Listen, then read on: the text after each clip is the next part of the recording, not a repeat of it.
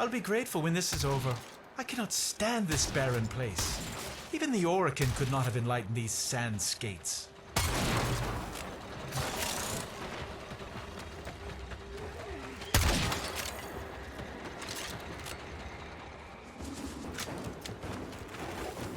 Remember, we're here for relics, not stories.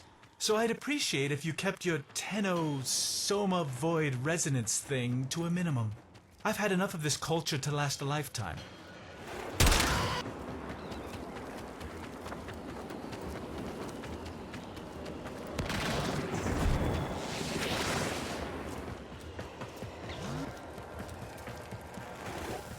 Take the vessel to the door. What happens?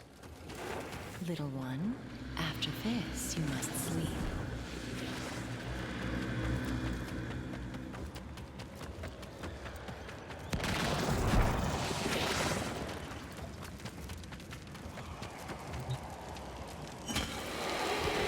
Not again.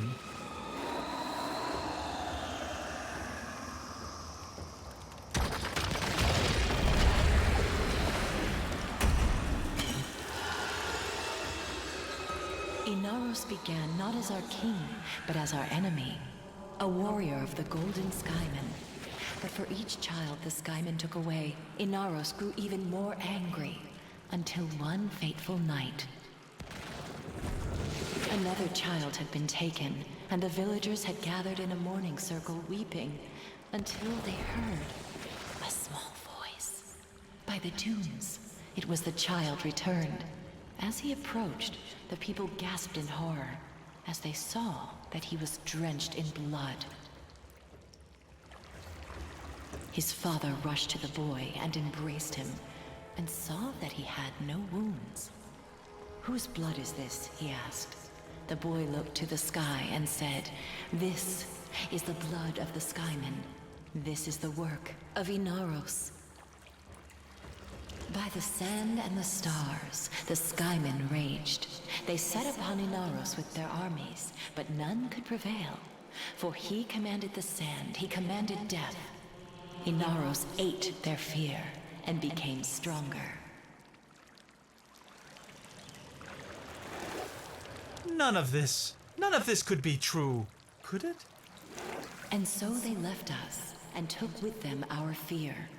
On that day, Inaros became our king, and in a great whirlwind of sand, ascended to watch over us from his throne in the sky. What if? It can't be.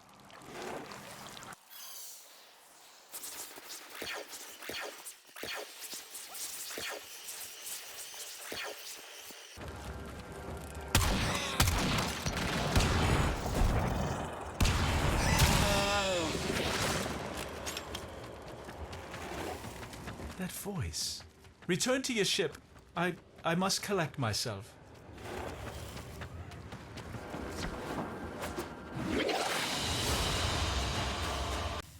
I'm beginning to think this Inaros myth was drawn from an actual Warframe.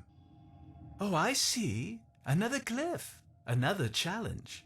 See if you can figure out which enemy it represents. By the void, the Grineer have picked up our scent. They'll take me. It's Inaros. You have to stop these animals at once.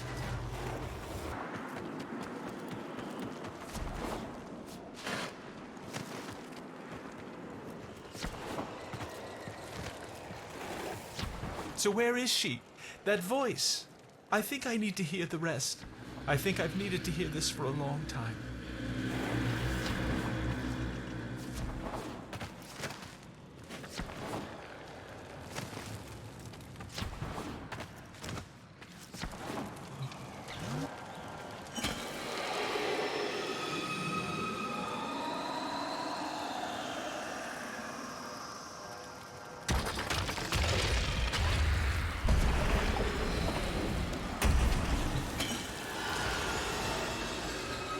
And so, for years we lived in peace, and our little dunes were our own to keep.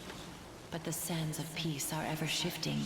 Years later, a plague came to the desert. The infested.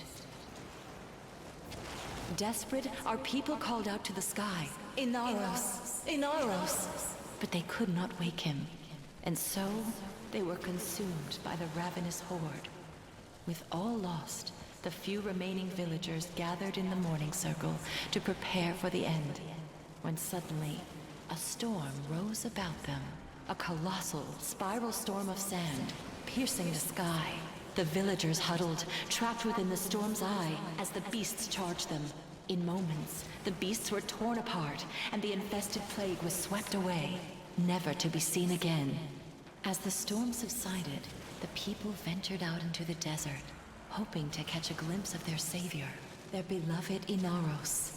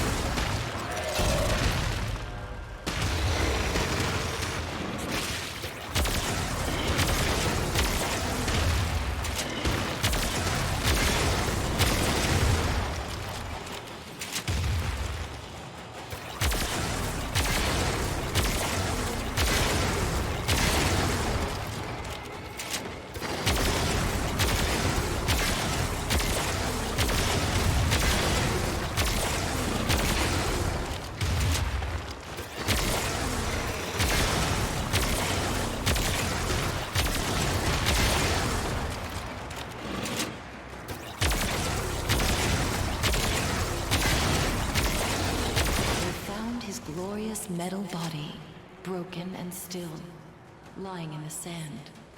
Did they mourn? No, no. They knew his spirit had returned to the sky to watch over them once again. They gathered his body to keep it safe from thieves and raiders.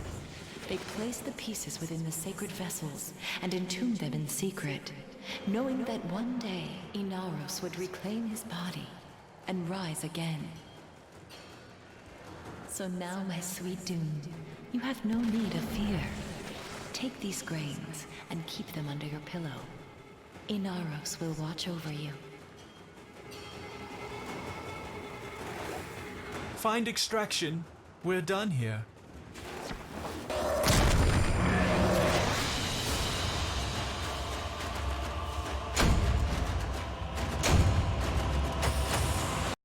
The story isn't just a myth, is it? Look at this sacred vessel, one of 4, just as she described. And the challenges. You must prove your Tenno.